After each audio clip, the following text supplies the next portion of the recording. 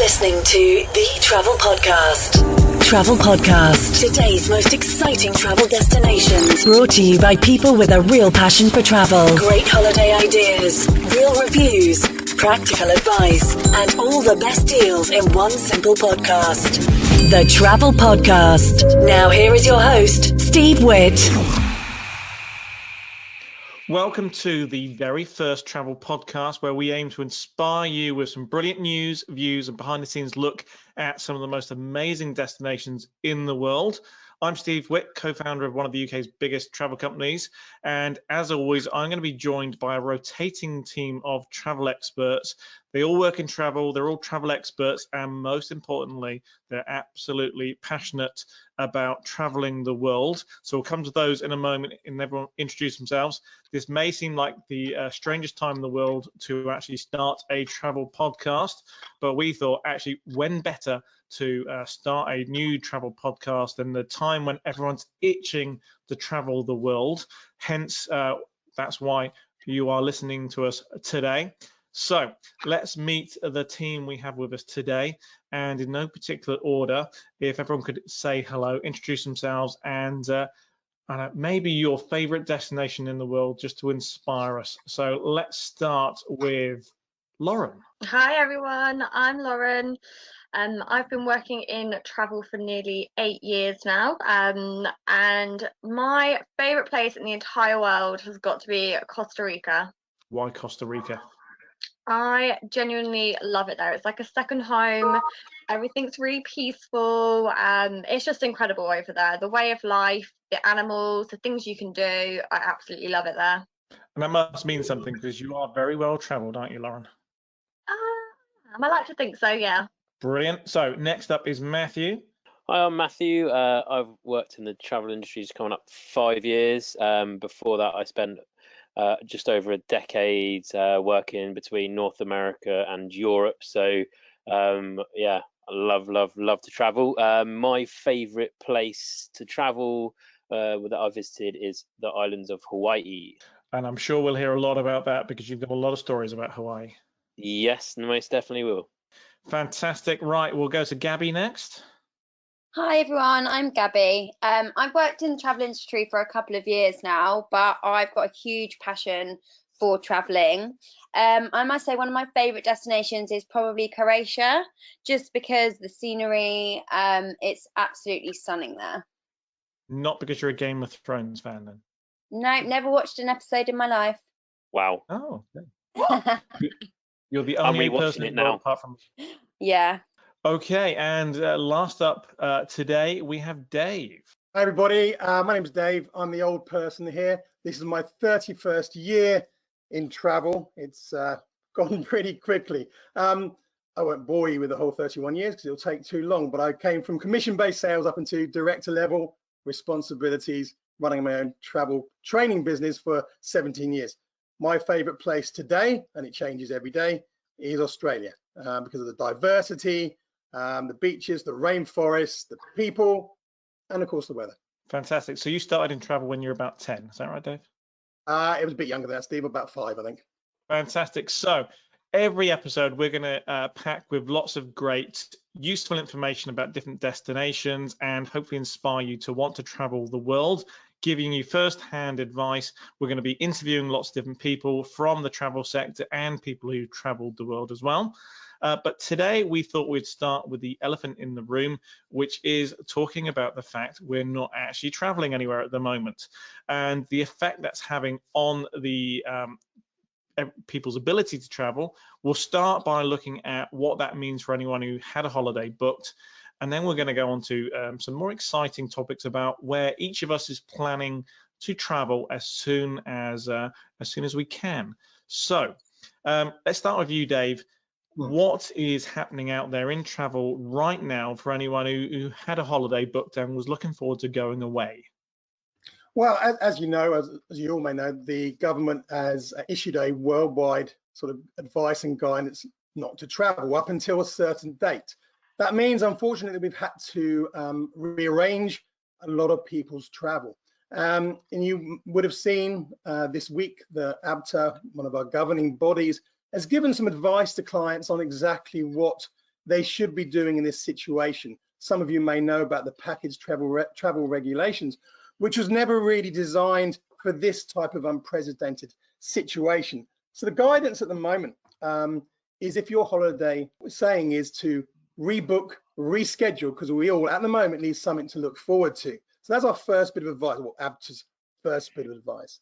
If you're unable to do that, then your supplier may offer you what we call a refund credit note to use on a future booking. Now, if you haven't used that by the end of July, you will be entitled to have a refund on your trip.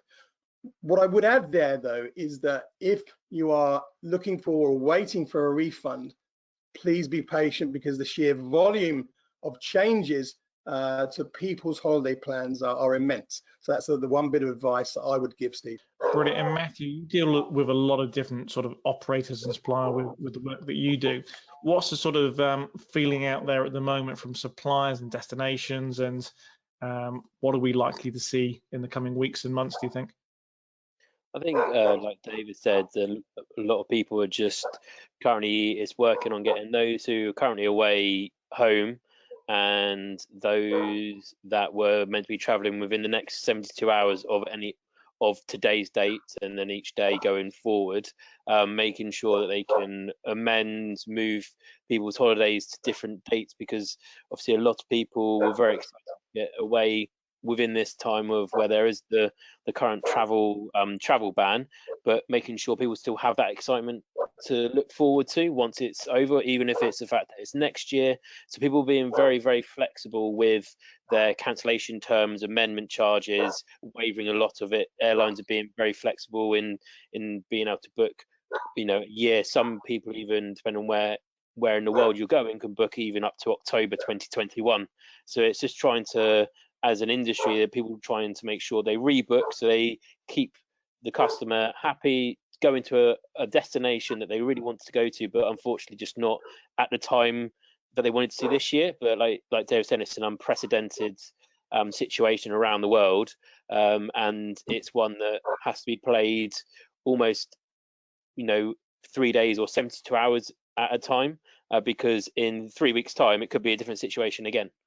So it's just, people have to be very patient with, if they book directly with a tour operator, if they book with someone online, especially if you're traveling, in April. You've got to remember there's so many people before you that have been affected that they have to sort out first. So they're putting in a lot of hours to make sure everyone has the outcome that they want in the future, but still making sure from a destination point of view, people still want tourists to be there. Otherwise, there's lots of hotels abroad that rely on people to travel. So if everyone cancels, all of a sudden there's livelihoods abroad that will just disappear. So it is that's why the likes of ABTA are trying to make sure everyone rebooks, because it's not just affecting businesses here, it's affecting businesses around the world, and especially destinations that rely heavily, like Spain, Jamaica, Greece. So many countries, their GDP is purely travel. So there's a lot there. And Lauren, you sort of come from a sales background. Are people booking holidays at the moment? There are still definitely bookings coming in. People always need something to look forward to.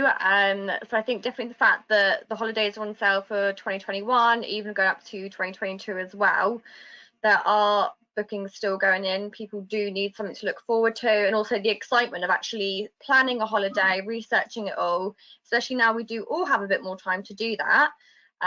People are planning ahead and still getting booked up. And are there some great deals to be had at the moment? There are some really amazing deals at the moment, especially if you are booking ahead. You can obviously get it done on a low deposit, and then you've got your monthly payments as well. So it's kind of never been easier and a better way to book and pay off your holiday.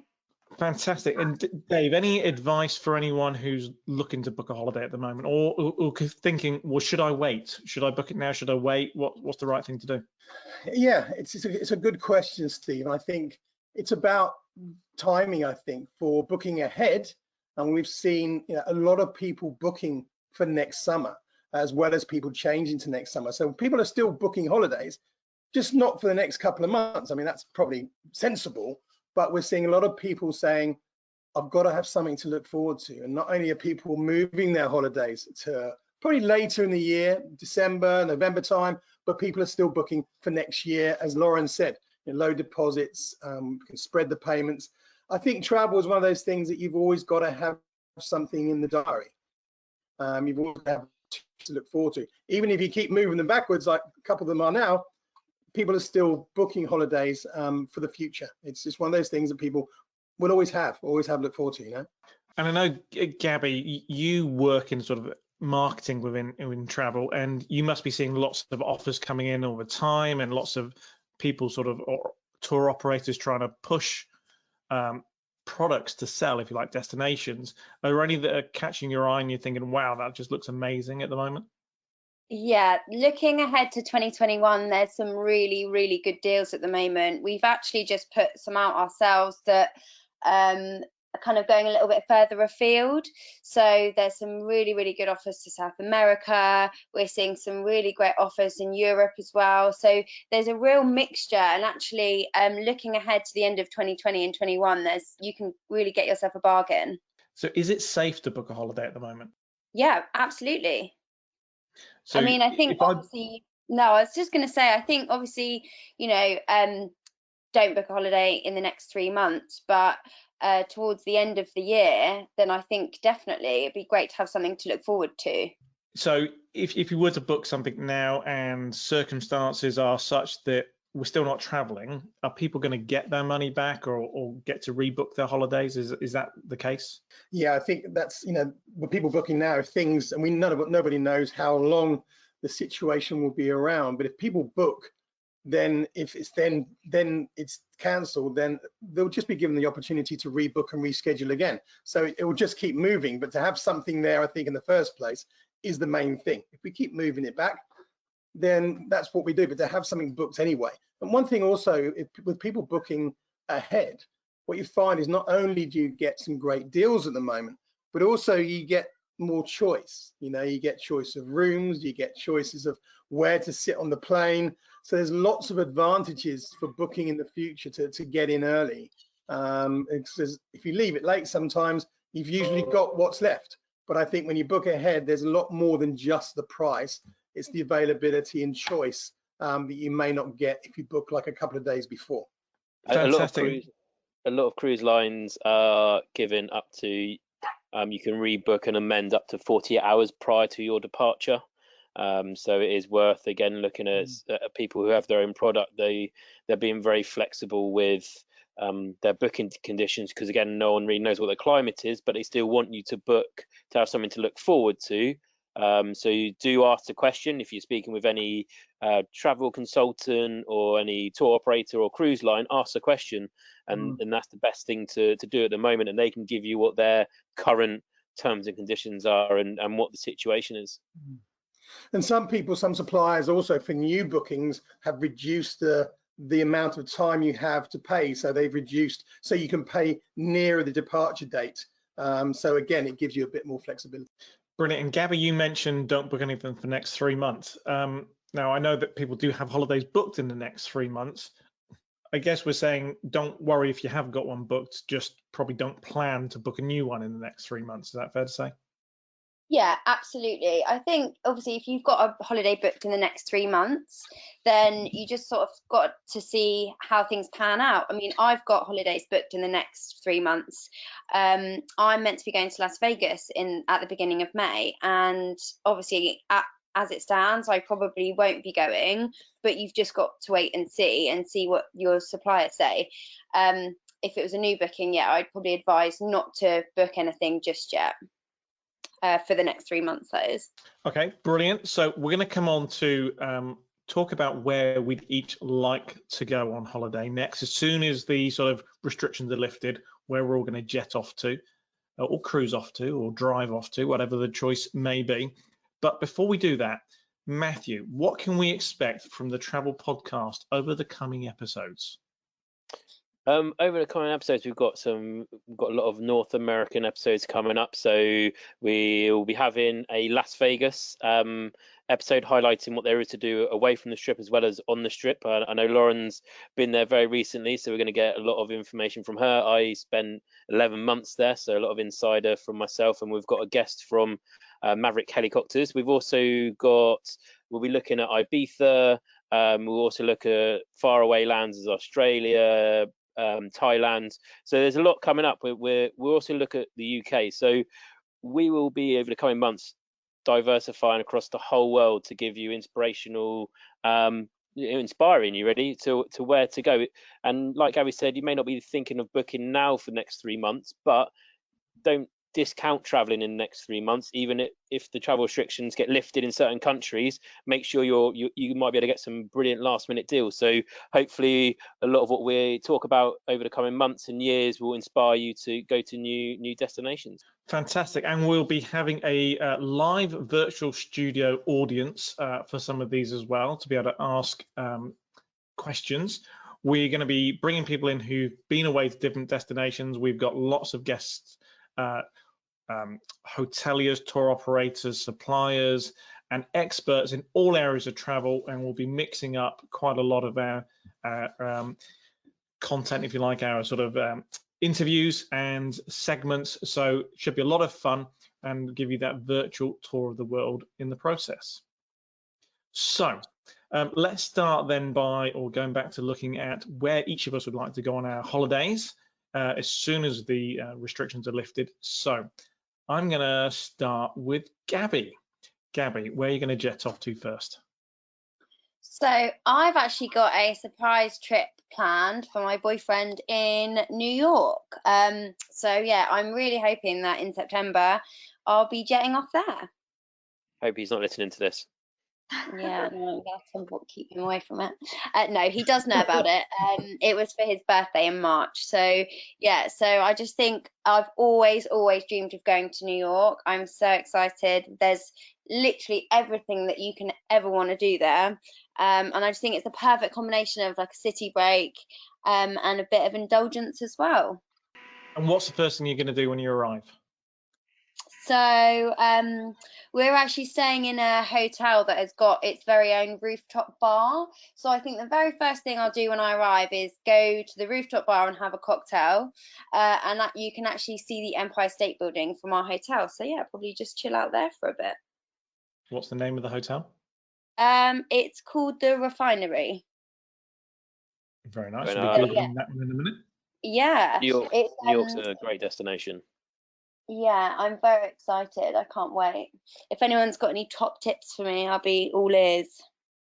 I'd get over to Brooklyn and explore the neighborhoods, because a lot of people would think about just going to Times Square and Central Park, but a lot of the neighborhoods around the New York boroughs have really kicked on. It'd be like going to somewhere like Shoreditch in London.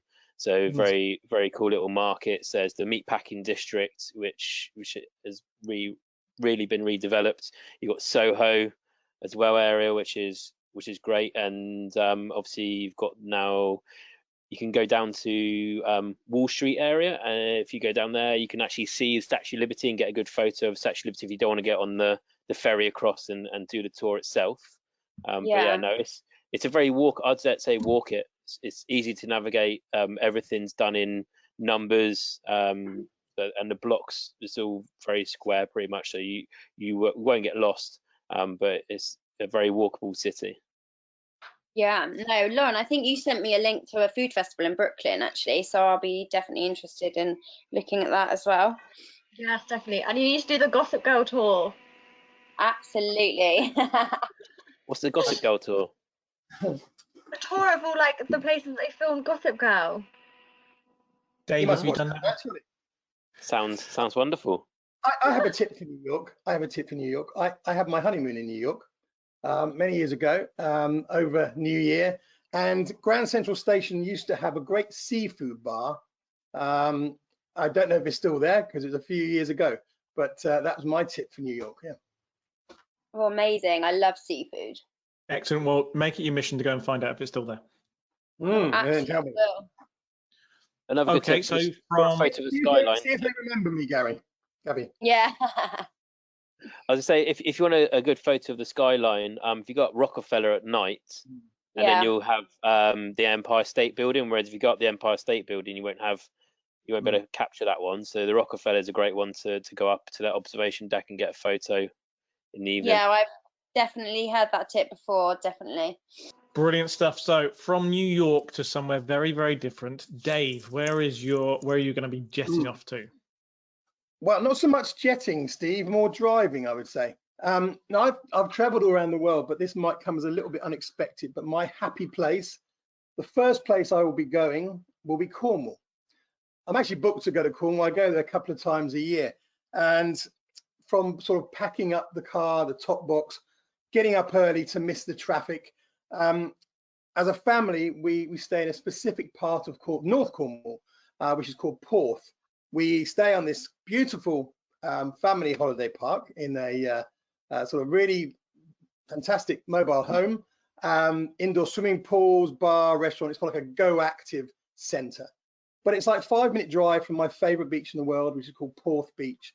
And there's several reasons why I like this place. First, there's no dogs. I know a lot of people that love dogs, but there's no dogs. There's no surf. Now, I like surfing, but you don't get loads and loads of surfers on this beach. There are some beaches up from there, Watergate Bay, where you can surf. It also has a river going down the side of the beach, so you can fish. So it's never busy. You can play cricket with the kids. You can swim in the sea. Beautiful, clear sea. But also, Porth has my favourite pub in the whole world called the Mermaid. And if anyone's ever been to Porth, you'll know the Mermaid because it's actually in the sand. At the back of the beach, the Mermaid is in the sand. So on a sunny day, Porth Beach, and at the end of the day, you can just walk back, have a beer, sit in the sand. I think when it's sunny, I wouldn't want to be anywhere else in the world, if I'm honest. And always sad to leave. Now, I'm due to go in May also to Cornwall. So hopefully we'll be able to do that as a family. Yeah, that's, it doesn't really matter about the weather. If the weather's great, then you could be anywhere in the world. Cornwall is like that. And if the weather's not great, then it's still a fantastic place to be. Lots of things to do. So that's where I will be going, either in May or as soon as possible. So a great tip for anyone who's coming in from overseas as well. A great place to go. Absolutely. Yeah, absolutely. I actually went surfing with my wife to Watergate Bay that you mentioned there, and got lost on the beach. It is a very big beach. And we didn't know which way the sea was and which way the shore was. It was that foggy. Yeah, that's a key thing with Cornwall because, yeah, I go on a surfing trip every year in September with some friends. So we wouldn't go there. We'd go to Polzeath, or we'd go to other places or Watergate Bay. We certainly wouldn't go to Porth if you want to do some surfing. So different type of trip determines a different location. But no, I sort of, as soon as the car pulls in, you just change, your whole sort of feeling changes, and you just go into relax mode. Fantastic. Right. Next up then, Lauren, where will you be going?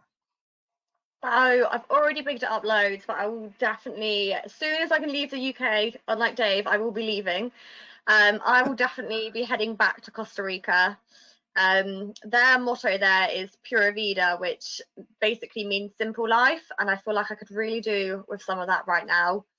The weather over there is amazing. I need like a few days laying by the beach, by the pool, and then some more adventurous activities. And in Costa Rica, you can really do it all over there. So it's like a second home. So I feel like I need to go home there as soon as I can.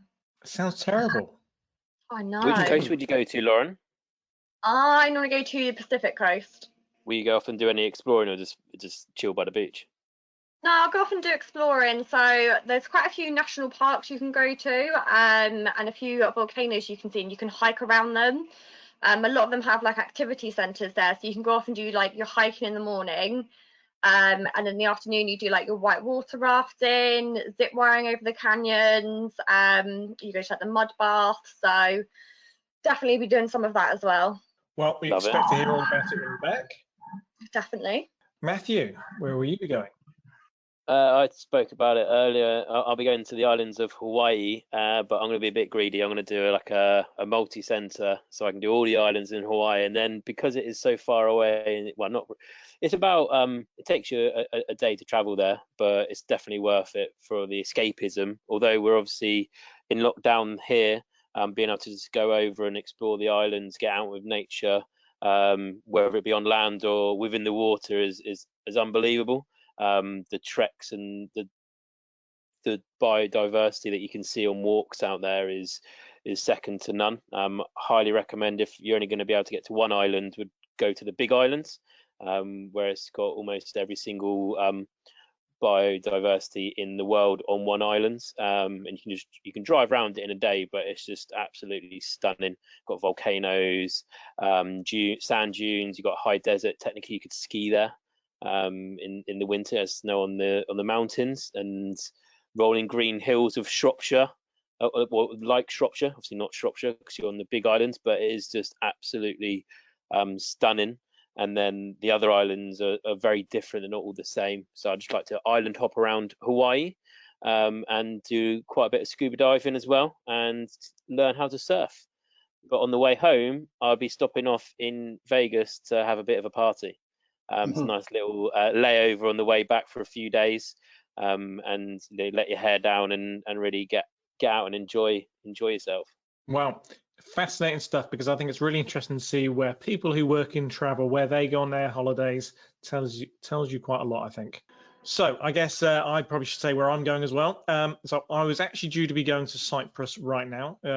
Today I should actually be in Cyprus, working, I should add, in a 5-star hotel with a conference. So that would have been a great way of getting a few rays.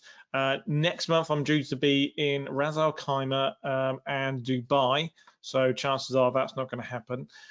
So that would be a great thing to do, but the reality is I'm actually going to jet off to Lanzarote, which as these podcasts unfold, you'll probably learn that that's my my go-to place. It's one of those Marmite places, if you know what Marmite is. I love it because I'm into water sports. I love windsurfing, and it's my second home. I can just go and relax. It's always sunny. It's nice and windy, so you don't get too hot as well. And I can do my windsurfing, so that's fantastic. And it's one of the most sort of iconic islands I think you're going to go to. It's full of lava flows from thousands of years ago, and it's such an unusual landscape. They practice the lunar landings there. They've done all sorts of filming on locations for films there, because it is the strangest landscape you're ever going to see, and no big high-rise hotels. It's the friendliest location, and it's just under 4 hours to get to, I think. So dead simple. You can fly from most regional airports in the UK. So dead simple, pretty cheap once you're there as well. And yeah, so laid back. That's my go-to place. I do love going to luxury resorts around the world as well and go exploring, but I think my first trip away is going to be there just for a weekend. Not a bad trip. Okay, I think that wraps up today, our first ever travel podcast. Stay or keep listening for more of these. If you are on iTunes or your go-to podcast player, please subscribe to future editions. And if you love this and future editions, please leave us a nice 5-star review to encourage more people to listen. On our next or up and coming episodes, we'll be taking you on a tour of the world and involving even more people in these episodes. If you'd like us to feature a particular destination, or you have travel questions, you can email studio@thetravelpodcast.com, and we will definitely take a look at that. But for now, thank you for tuning in and listening, and we shall see you very soon. The Travel Podcast is sponsored by Not Just Travel, where it's not just travel, it's a way of life. We hope you liked this podcast, and if you did, please tell your friends, but also take a moment to rate us on iTunes, as it helps spread the word. Thanks for listening.